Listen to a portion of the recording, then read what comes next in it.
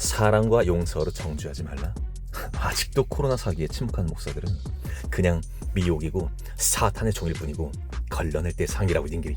대단히 죄송한 일이지만 여러분, 대다수는 판단 능력들이 별로 없으십니다. 그래서 누군가에게 항상 휘둘리게 돼 있어요. 지금이 마지막 때의 핵심적이고도 필수적인 영적 정보를 최대한 아끼고 있는 목사님들께 이 영상을 바칩니다. 씨발. 본 영상에서 제가 쏟아내는 욕들은 제 구독자님들에게 드리는 욕은 아니겠죠, 당연히. 그리고 아직도 뭘 잘 모르는, 그러니까 감 잘 못 잡는 사람들에게 쏘는 욕이니까 뭐 기분 나빠하지 마시고요. 그 사람들이 듣고서는 기분 나빠서라도 순간 뭐지 이런 기분이 들어야 된다는 말씀이에요.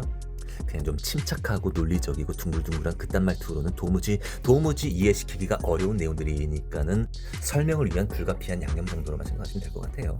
지금 마스크를 쓰고 있는 성관이 직원이 봉인지를 뜯고 나서 투표함 안에 뭔가 좀 집어넣고 쑤셔 넣고 있어요 지금. 그래서 이 마스크는 불법 행위의 상징이에요. 부정선거 왜 하십니까?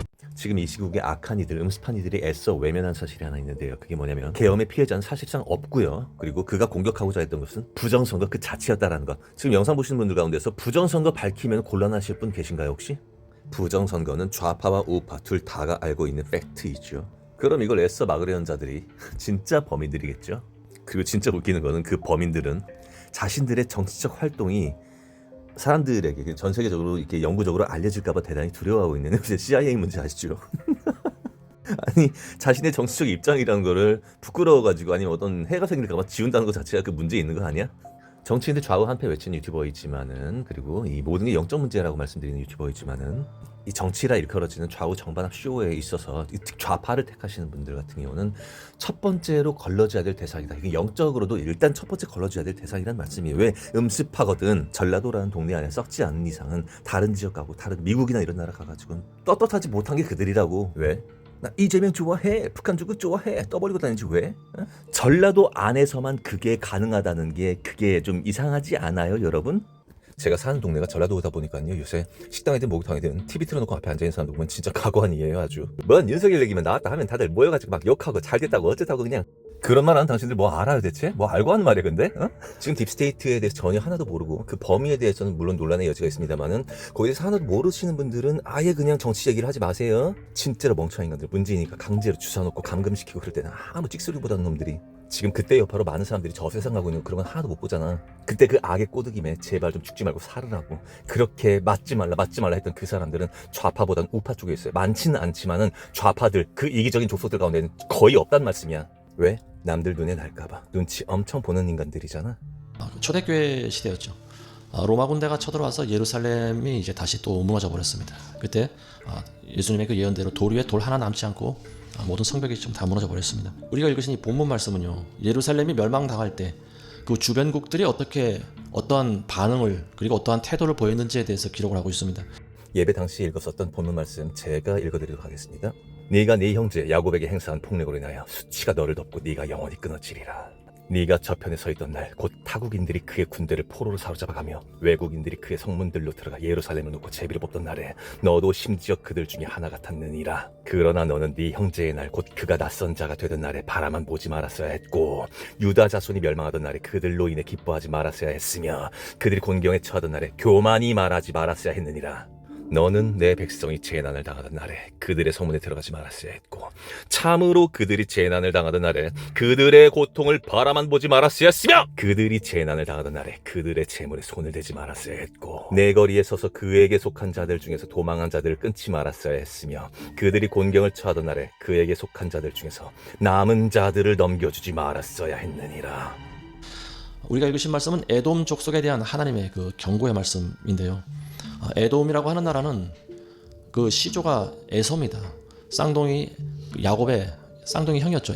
에서가 세운 나라가 에돔인데요. 이스라엘과의 형제지간인 나라인데 이스라엘과 사이좋게 지내지 못하고 계속 싸우면서 지냈습니다. 예루살렘 함락됐을 때 이 에돔 족속들은요, 오히려 그것을 좋아하고 기뻐했습니다. 형제가 멸망했을 때 아무리 피를 나누지 않은 그런 주변국이라도 이웃 나라가 망하면 슬퍼하는 것이 인지상정입니다. 근데 하물며 피를 나눈 그 같은 형제의 나라가 멸망했을 때 그들은 그걸 오히려 기뻐했어요. 그리고 그들이 침략당하는 것을 방관하고 오히려 또 적극적으로 그들의 멸망을 도왔다라고 하는 거죠. 많은 백성들이 죽임을 당하고 포로로 끌려갔을 때 이 에돔 족속들이 어떻게 했는가 하면은 빈집에 들어가서 그들의 재물을 약탈을 했다라고 하는 거예요. 그리고 적을 피해 도망가는 자들을 오히려 가로막았고 도망가지 못하게. 그리고 남아있는 자들을 또 바벨론에게 넘겨주기도 하고요. 이 적들의 앞잡이 노릇도 했다라고 하는 거죠. 여러분들 혹시 44번 버스 이야기라고 하는 영화 아십니까? 중국에 있었던 그 실화를 바탕으로 만든 영화라고 하는데요. 영화 분량이 뭐 한 10분 정도 짧은 그런 쇼츠로 만든 영화라고 합니다. 근데 최근 알게 됐는데요. 이 영화를 제가 잠깐 봤습니다. 이 내용에 대한 줄거리를 한번 설명해 드릴 텐데요. 어떤 내용인가 하면 그 중국의 한적한 시골에서 일어난 일인데 시골길에서 어떤 사람이 버스를 기다리고 있었어요. 한참을 기다리다가 이제 버스가 오니까 그 버스를 올라탔는데요. 시골 버스죠. 버스를 운전하는 기사가 젊은 아가씨였어요. 젊은 여자 기사가 운전하는 버스였어요. 그래서 그 주인공인 남자가 버스를 집어타고 한참을 가다가 길에서 또 자기처럼 2명의 남자가 버스를 세웁니다. 그러니까 이 여자 기사가 또 버스를 세워줬어요. 그리고 2명을 태웁니다. 근데 이 2명은 사실 버스에 태우면 안 되는 사람이었어요. 이 사람들은 강도였습니다. 칼을 들고 버스에 올라타자마자 칼을 들고 운전기사를 협박하고요. 그 차 안에 있는 사람들의 돈을 전부 빼앗았습니다. 그래서 그 와중에 뭐 몇몇 사람은 좀 매를 맞기도 하고요. 어쨌든 칼을 들고 협박을 하니까 버스 안에 40명 정도의 인원이 탔다고 하는데 이 2명의 강도에 의해서 이 40명은 꼼짝도 못하고 그냥 바라만 보고 있는 그런 상황이었습니다. 그래서 돈을 다 모자에다가 뺏어가지고 내리려고 하다가 그 여자를 힐끔 쳐다봅니다. 젊은 아가씨가 버스를 운전하는 걸 보고 이 사람들이 흑심이 생긴 거예요. 그래서 그 여자 아가씨를 강제로 끌어내립니다. 그러니까 이 기사는 안 내리려고 막 반항을 하는데 어쨌든 남자의 힘을 당할 수가 없으니까 이 여자 기사는 강제로 내리게 되는데요. 근데 그 처음에 버스를 탔던 그 주인공, 그 한 중년의 남자가 그걸 보고 도와줘요. 그래서 나가서 그걸 막 말리려고 하다가 결국 얻어맞고요. 또 그 강도가 휘두른 칼에 그 다리를 찔려가지고 상처를 입습니다. 그래서 쓰러져 신음을 하고 있는데 결국 그 여자 기사는요, 그 2놈들에게 끌려가서 성폭행을 당합니다. 버스 안에는 40명의 승객들이 타고 있었는데 그것을 멀리서 바라만 보고 있었어요. 그러다 이제 한참 있다가 시간이 돼서 그 기사가 하여튼 뭐 온몸이 몰골이 말이 아닌 만신창이가 돼서 버스 안에 들어왔습니다. 그리고 버스를 움직이기 전에 그 타고 있던 남자에게 내리라고 그랬어요.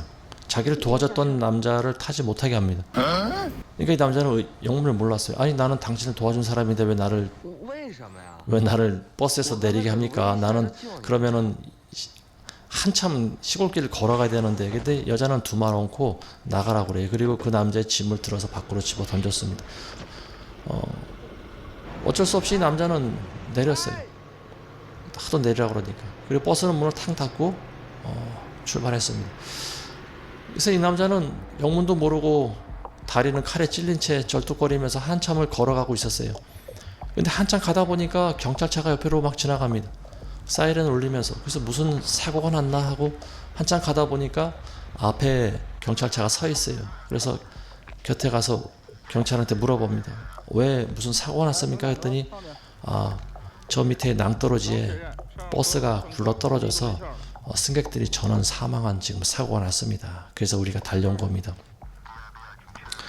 그래서 그 남자가 이렇게 내려다봤어요. 그 낭떠러지에 버스가 떨어져 있는데 자기가 아까 타고 왔던 그 버스에 그 여자 기사가 운전한 그 버스가 낭떠러지에 떨어져 있습니다.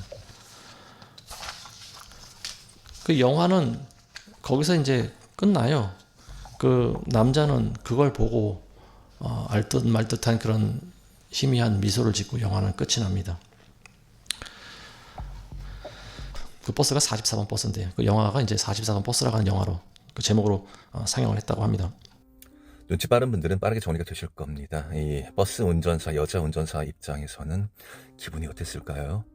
그러니까는 그 버스 운전을 하다가 사람들이 40명가량 타 있는데 강도가 들어가지고 자기를 끌고 나가가지고 강간을 했어. 근데 다 지켜봤어. 그 중에 한 명만 도왔어.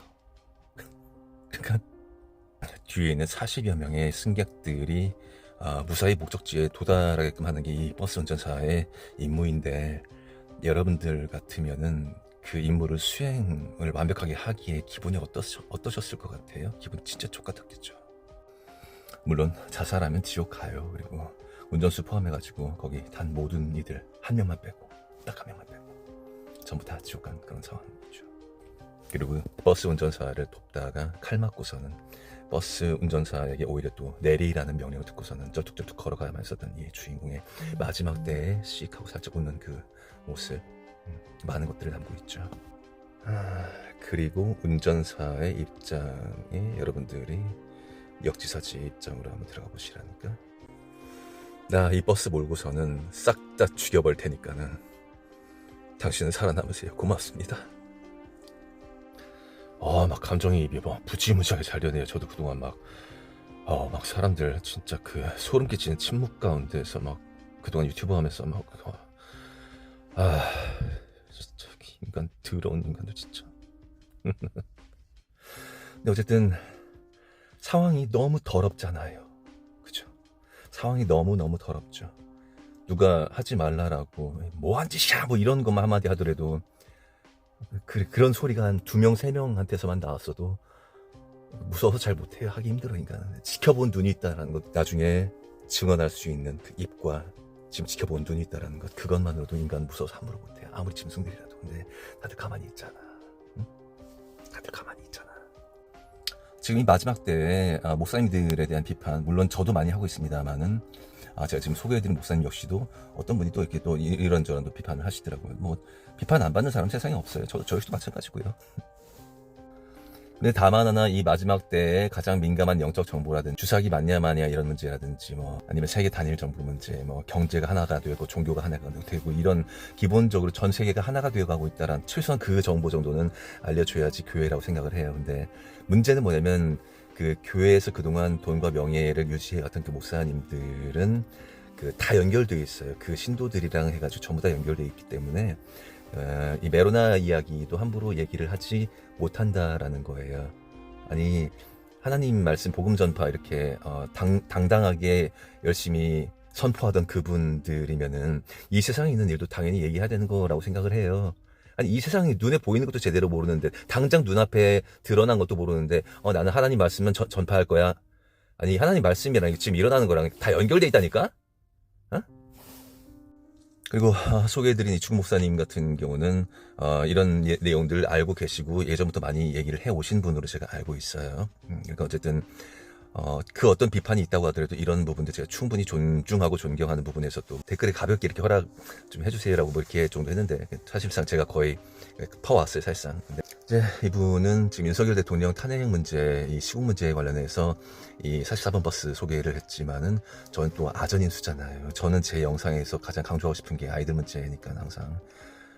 그리고 이쪽의 비유가 조금 더 적절하지 않나 싶어요. 그러니까 저는 세월호 때 참고로 촛불을 한 번 들었던 사람이에요. 그러니까 최소한 저는 촛불 집회 때 촛불을 한 번 이상 들어봤던 사람들은, 그게 좌파든 아니면 우파 가운데는 없겠죠 아마 거의. 근데 어쨌든 그 사람들은 지금 이 시대의 진실을 알게 되고, 정치인들이 조두순들이다, 전부 다 사상 최악의 살인마들이다라는 거, 아이들 강간범들이다라는 거, 그거를 얼핏 내 이웃을 통해서라도 듣게 되고, 그리고 그 정황들을 발견하게 되고 맞나? 라는 느낌이 드신 분들은 제정신이어서는 안 돼요. 저도 세월호 때 지혜롭지 못해가지고 그렇게 촛불 들고 그랬지만은, 이제 와서는 세월호 그런 이벤트는 아주 작은 거구나, 작은 정도가 아니라 아무것도 아닌 문제고, 그조차도 진실이냐 아니냐 뭐 이런 얘기도 굉장히 많이 있는데 다 각설하고, 어쨌든 정치인들, 높은 자들이 아이들 대상으로 성적인 온갖 더러운 짓들을 해왔고, 그 피로 회춘을 해왔다라는 것은 뭐 공공연한 비밀이에요. 근데 이런 얘기를 알긴 알고 저 말고 다른 데서 듣긴 들었는데 이런 얘기 제가 누군가가 하잖아 그러면 뭐 처음 들은 것처럼 이래요. 왜냐면 영적으로 당신들은 감당을 못해. 저는 유튜브 하기 전에 많이 말씀드리잖아요. 떼굴떼굴 굴면서 기절을 많이 했다고. 근데 하나님의 영이 이 안에 박혀있는 사람들은 그 말 잘 못 들어요. 이거 상상만 해도 막 돌아버리거든 사실. 여자 기사의 마음은 어떤 마음이었을까요? 그 강도들은 도망갔어요. 이미 버스에서 내려서 자기를 성폭행하고 다른 길로 도망갔어요. 남아있는 사람들은 사실 직접 죄를 지은 사람들은 아니지 않습니까? 근데 방관죄라고 하는 것이 적용된다라고 하는 거죠. 우리말에 그런 속담이 있지 않습니까? 때리는 시어미보다 말리는 시누이가 더 밉다고. 이 사람들은 움직일 수 있음에도 불구하고 가만히 자기가 폭행당하는 것을 보고만 있었다라고 하는 거예요. 현행법상 때리는 건 죄고 방관하는 건 죄가 아니죠. 이거랑 비슷한 얘기 하나 하죠. 근거가 확실하면 뭐든 인정되고 근거가 없으면 그건 그냥 사입이다. 그런데 여러분들이 근거하는 것들, 그것들이 대부분이 세계 정부가 꽂아준 그 전문가들의 도장이 찍힌 것들이에요. 그래야만 근거로서 인정받는다는 말씀이죠. 그래서 TV에 나와야 돼. 이게 바로 제가 전문가라는 신조어를 만들어낸 배경이지요. 여러분들은 공신력 있는 기관이나 전문가를 통하지 않으면 그 어떤 개연성이 충분한 그런 주장도 무조건 아닌 것 이렇게 몰아가죠. 그냥 근거 없다라는 이유로 그냥 개무시하곤 하죠. 여러분들 대다수는 지켜보고 있어. 그냥 텔레비나 대중매체 지켜보면서 거기서 뭔 말하면 그게 무조건 맞다고 생각하고 바보들. 정작 당신들부터가 눈에 보이는 거 근거 없고 그럼 남들 많고 속이고 그러잖아. 근데 테레비 만드는 그 엘리트들은 당신들을 안 속일 것 같냐고 이 바보들아!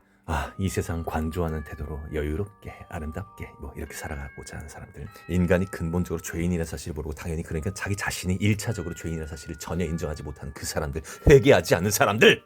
후일담인데요. 이 영화에서는 이렇게 끝이 나는데 실제로는 이거보다 더 기가 막혔다고 그래요. 그 기사가 폭행당할 때 꼼짝도 안 하고 구경만 하던 승객들이요. 이제 그 돌아와서 그 여자 기사가 그 자기를 도와준 사람에게 내리라고 할 때 처음에는 안 내리려고 했을 거잖아요. 아니 난 당신을 도와줬지 않습니까? 왜 내가 내려야 됩니까? 하고 버텼다는 거예요. 그랬더니 승객들이 버스가 출발 안 하고 있으니까 승객들이 뭐라고 하냐면 빨리 내리라고 그러면서 또 몇 사람이 와가지고 이 도와줬던 사람 칼에 찔려서 피를 흘리는 사람을 밖으로 끌어내렸다고 합니다. 그때는 용기 있는 행동을 하면서 나쁜 놈들이 이 여자 기사를 폭행할 때는 한마디 말도 못하고 바라만 보고 있었다라고 하는 거죠. 여러분들이 만일 재판관이라면 버스 안에 있었던 40명의 승객들을 여러분들 어떤 처벌을 내릴 겁니까? 무죄 판결을 내릴 겁니까? 아니면 어떤 형벌을 내릴 겁니까? 만일 제가 재판관이라면요, 2명의 도망간 강도들도 잡아야 되지만 그 강도들보다 더 무거운 중벌을 내릴 것 같아요. 이게 바로 우리의 마음이 그런 거예요. 우리의 양심인 거예요. 하나님의 마음이 바로 이와 같습니다. 이스라엘이 멸망할 때 이스라엘을 직접 때린 바벨론보다 주변에 있는 나라들이 더 얄밉고 악하다라고 하는 거죠. 이 나라들은 이스라엘 멸망당할 때 도와주질 않아요. 그리고 바라만 보고 있어요. 그리고 심지어 속으로 그걸 기뻐해요. 저놈들이 끌려가면 내가 이제 예루살렘을 차지하면 되겠구나. 이런 생각들을 하고 있다라고 하는 거죠. 이러한 위기 가운데서도 자기의 이익만을 바라보고 있는 사람들이 있다라고 하는 거예요. 지금 우리 대한민국의 국민들이 대다수 지금 그런 생각을 가지고 있습니다. 실제로 적극적으로 말을 하고 외치고 행동하는 사람들은 많지가 않아요. 대부분 앉아서 TV로 관람하면서 마치 무슨 경기 관람하듯이 대통령이 탄핵이 되는가 아니면 어떻게 감옥에 가는지 그것만 바라만 보고 구경만 하고 있는 거예요. 뭐가 옳고 그른지 CCTV를 가릴 생각은 전혀 없습니다. 방송에서 하는 말이 모두가 다 진실이거늘 생각을 하고 있는 거죠. 만일 윤 대통령이 다시 돌아오면 어떤 일부터 할까요? 아마도 많은 정리가 들어가지 않을까 싶습니다. 이 방관죄에 해당하는 제일 첫 번째 대상을 저는 교회를 꼽았습니다. 교회는 세상의 빛과 소금이라고 그러지 않습니까? 너희는 세상의 빛과 소금이다. 근데 지금 빛과 소금이 어디 있어요? 빛이 어디 있어요? 빛은 드러나야 되지 않습니까? 진실을 알려야죠. 소리를 높여야죠. 근데 빛이 하나도 없어요. 깜깜해요. 다 죽어 있어요. 바른 소리를 내는 교회가 하나도 없습니다. 물론 몇 개는 있어요. 몇몇 목사들은 진실의 소리를 알리고 있어요. 근데 그토록 평소에 존경받는 대형교회 목사님들은 다 어디 갔습니까? 왜 이런 상황 가운데 말 한마디도 못합니까? 진실을 알리는 교회가 없다라고 하는 거예요. 그래서 첫 번째 대상으로 꼽았습니다. 교회가 가장 먼저 하나님의 심판을 받게 될 것이다. 간단하게 정리해서 말씀드리자면 눈치 보고 있다, 거짓말하고 있다, 숨기고 있다. 많은 교회와 교단을 이끌고 있는 목사님들과 지도자들, 당신들 대다수는 이 모든 사태에 대해서 알고는 있어 분명히. 근데 이게 드러나선 안 돼. 교회가 절대 진리를 거부한 이후로 계속적으로 이런 모습을 보여주고 있습니다. 예수님만이 절대 구원이라고 하는 진리를 배반했지 않습니까? WCC에 가입한 일이 바로 그거죠. 믿지 않는 자들과 연합해서 그들과 교제하고 손을 잡고 중들도 불러서 설교를 하게 하고 지네들도 절에 가서 또 수행을 하기도 하고 부처 앞에 불상 앞에 또 108배 또 1000배를 하기도 하고 이런 일들을 지금 하고 있는데 교회가 빛을 발할 수가 있겠냐라고 하는 겁니다. 설교를 해도 하나님 말씀이 중심이 아니고 인본주의적인 설교를 하지 않습니까? 모든 성경에 있는 말씀을 100% 믿어야 함에도 불구하고 사람이 기록한 거기 때문에 어떤 말은 믿지만 어떤 말은 믿으면 안 된다. 이런 식의 그런 설교를 지금 하는 것이 지금 대형교회예요. 이게 바로 인본주의적인 신앙, 이게 바로 교회가 빛이 되지 못하고 있는 증거예요. 그러니까 교회들이 잠잠하고 어떤 교회는 아예 입을 열지 않고요. 입을 여는 순간 또 교인들이 많이 나갈 것이 눈에 보이니까 그걸 알고 있는 목사들은 그냥 입을 다물고 있는 거예요. 아, 이런 골치 아픈 정치 이야기는 안 하는 것이 상책이다. 그냥 선한 이미지 팔아서 장사하고 있고 돈을 섬기고 있다. 그리고 돈과 명예를 절대 내려놓고 싶지 않다. 좌경화되면은요 가장 먼저 탄압받는 존재들이 목사들입니다. 목사들은 날마다 끌려가서 조사받아야 될 거예요. 왜냐하면은 공산당의 법에 걸리지 않습니까? 공산당들도 하나님 섬기는 걸 제일 싫어합니다. 그들은 우상을 숭배해야 되기 때문에 그래요. 코로나 사건을 절대 잊으시면 안 됩니다. 여러분들 입에서 마스크가 해제되고 또 백신으로부터 자유로워졌다고 앞으로 그런 날이 오지 말라고 하는 법이 없어요. 여러분들 코로나 때 겪었던 교회들은요 앞으로 공산화가 되면 그보다 100배, 1000배 더 심한 탄압과 압력이 가해진다는 사실을 여러분들 아셔야 됩니다. 코로나 때 우리는 신령과 진정으로 예배를 했고 저항을 했고 그 세력들, 인본주의 세력들과 분명히 반했으며 지금 이 순간에도 그들과 즉 세상과 완벽하게 등을 치고 있고 오직 예수 그리스도만 바라본 교회가 얼마나 있냐는 말씀이에요. 세상 등지고 십자가 보내 그거 하고 있습니까? 저희가 예배 드릴 때 다시 말씀드리지만요. 제가 예배 드릴 때 파주시청 직원이 들이닥쳤습니다. 그래서 제가 설교하고 있는 바로 뒤에서 카메라 들이대고요. 모든 증거를 다 찍었어요. 그리고 또 마당으로 들어오고 교인들하고 싸웠습니다. 싸웠어요 저희는. 뭐 그게 좋아 보였는지 안 좋아 보였는지 모르지만 어쨌든 저희는 싸웠습니다. 왜 예배의 자유를 침해하느냐. 분명히 헌법에 예배 자유가 나와 있지 않느냐. 근데 너희는 코로나를 빌미로 왜 우리가 하나님께 예배하는 걸 예배드리지 못하게 하느냐. 저희는 소리를 높였습니다. 그 와중에 몸싸움도 밀치기도 하고요. 고성이 오가기도 하고요. 주민들에게는 그게 별로 좋지 않게 보였겠죠. 그렇지만 저희는 어쨌든 사람에게 좋게 보이기보다는 하나님 편에서 저희는 싸우려고 했습니다. 어떤 일이 있어도 우리는 예배를 드려야 되겠다. 이것이 그때 저희 마음이었어요. 그러다 결국 고발당했습니다. 경찰관들이 그 다음 주엔 또 달려오고요. 그러다가 경찰서에서 출두 명령이 오고 저희는 가서 조사받았습니다. 뭐 계속 경찰관 왔다 갔다 하면서 우리의 결백을 증명했지만 모든 나라가 그때는 코로나법이라고 하는 것이 있어가지고요. 이 방역법인가 뭐 그래가지고 이 방역법이 헌법보다 위에 올라와 있는 그런 상황이었습니다. 사실상 대한민국 역사상 최악의 계엄령이었죠. 근데 지금 정부에서 나온 계엄령은 그 누구에게도 피해를 끼치지 않았다고. 좌파들이 얼마나 자기 이익을 위해서 모든 상황들을 자기 뜻대로 해석을 하고 지들 뜻에 안 맞으면 계엄령보다 더 큰 폭력을 행사한다라는 거. 모르겠습니다. 이런 장면을 정의롭게 바라보는 사람들은 조금 문제가 있는 거예요. 계엄군이 국회를 점거한 거는 우리에게 아무 피해를 안 주는데 이건 실제로 우리에게 피해를 주고 있잖아 지금. 트랙터 보니까 모두 임대해서 끌고 온 거더라. 농민이 미쳤냐? 농민 위장 간첩들이지? 이 방역법이 헌법보다 위에 올라와 있는 그런 상황이었습니다. 그리고 그때는 좌파 정권이라 아무리 바른 소리를 해도 이거를 들어주는 사람이 없었어요. 그래서 결국 300만 원이라고 하는 난생 처음 큰 벌금을 한번 물어봤습니다. 그리고 교회는 폐쇄가 됐어요. 시청에서 교회를 폐쇄한다는 명령서가 붙었어요. 저는 그걸 보고 참 가소롭다라고 하는 생각이 들었습니다. 교회를 이 나라 정부가 왜 좌지우지할까? 이 땅에 있는 교회는 하나님의 교회 아닙니까? 하나님께서 다스리는 교회가 그게 진짜 교회잖아요. 근데 이 나라 정부가 왜 자기네들이 하나님도 믿지 않는 자들이 교회를 폐쇄하느니 마느니 뭐 그런 짓들을 하는지 그때는 굉장히 그게 가소롭게 느껴졌습니다. 하나님의 자녀들이 세상 것들만 바라보다가 어차피 지옥 떨어질 그 핫바리들의 영향을 받는다는 게 굉장히 웃긴 일이잖아요. 이건 뭐 가소로운 정도가 아니죠. 하나님을 올바로 믿는 자들은 인간을 두려워하지 않습니다. 왜냐하면 하나님이 내 편이거든. 하나님을 잘 모르시는 분들도요, 내가 진실 편에 서겠다, 진리의 편에 서겠다 하다 보면은 본의 아니게 하나님 편에 들어갈 수밖에 없어요. 하나님은 거짓말 하시는 분이 아니시기 때문에 그래요. 문제는 하나님을 믿지 않고 그 영을 따르지 않는 자들은요, 악마들의 술수에 그냥 쉽게 그냥 넘어가 버려요. 그 덫에 걸려버린단 말씀이에요. 왠 줄 아세요? 여러분들 둘러싸고 있는 모든 문화들, 들리는 모든 말들, 보이는 것들, 텔레비, 대중문화, 그러니까 여러분들이 수요하는 그 모든 것들이 전부 다 사탄의 것들이기 때문에 그렇습니다.